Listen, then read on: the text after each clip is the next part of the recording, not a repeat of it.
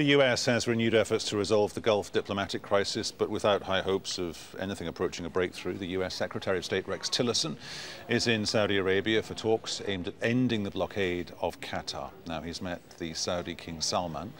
It's now been 4 months since Saudi Arabia, the United Arab Emirates, Egypt and Bahrain suspended ties with Qatar. Iran and Iraq, as well as the conflict in Yemen, are also expected to be high on the agenda.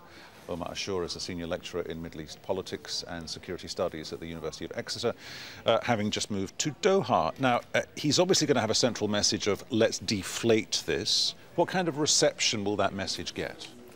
I think after a few months of this crisis, they may think it's a right time to approach this, but I think it depends a lot on what kind of pressures he will put, because the first choice of I think the leadership, both in Saudi Arabia and the UAE, is to continue the crisis and to continue exerting more pressure. I think it's not exactly in the US interest. Before that, we had conflicting messages from the White House and the State Department. Now we have almost the same message from the White House and the State Department, so you have a United States, if you wish. And based on that, I think this is the approach. But the negative message that Rex Tillerson gave, that he does not expect this to be resolved anytime soon, I think it's first putting the expectations, lowering the expectations on one end, but also it's telling you how much cards that the US have in terms of pressuring Saudi Arabia and the UAE in that direction. How far can everyone involved in the GCC crisis continue sustaining this? Because yes, okay, everyone knows this, it's had a big financial impact on all the people involved in this GCC crisis. And yet, say, Qatar now is, as we speak, building cow farms in the desert because they can afford to do it. Yeah, you're smiling, but it's true. They bought in the resources from the Irish Republic. They've got a cow farm that's going to be there. They're going to be self-sustaining in dairy products in a year or two. So you get that sense that that's kind of working to keep the whole thing going, but we can take the hit. I think we have three issues here. First, this is a crisis by choice. This is not a crisis by necessity. So there was a specific choice made to lay the siege on Qatar and then trying to pressure her into a very specific direction in terms of foreign policy and internal politics.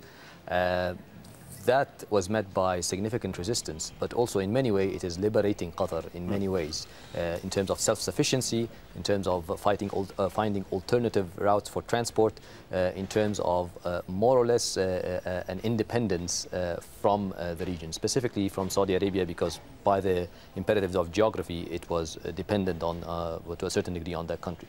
Now it's moving in a very different direction, and it's worth investing. Any, if you wish, war or effort for liberation will be costly, and in terms of Qatar, it is lucky that it has the resources to liberate itself in many ways and be less and less dependent on some of its neighbors whose current leadership are showing a very hostile stance on the country.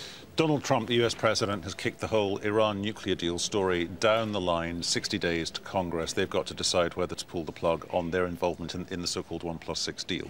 Who's driving that now? With Tillerson in Riyadh, who's driving that? Tillerson, the State Department, or Donald Trump? I think to a certain degree we're talking here about Tillerson drive, because if you looked at the initial statements of President Trump, we're seeing more and more siding with Saudi Arabia and with the UAE, and more or less a blame on Qatar. Now that has changed. In a few months that has shifted significantly towards the stance of the State Department, which was from the beginning, this is a crisis of necessity, this is a crisis of choice, things have to escalate, and now de-escalate.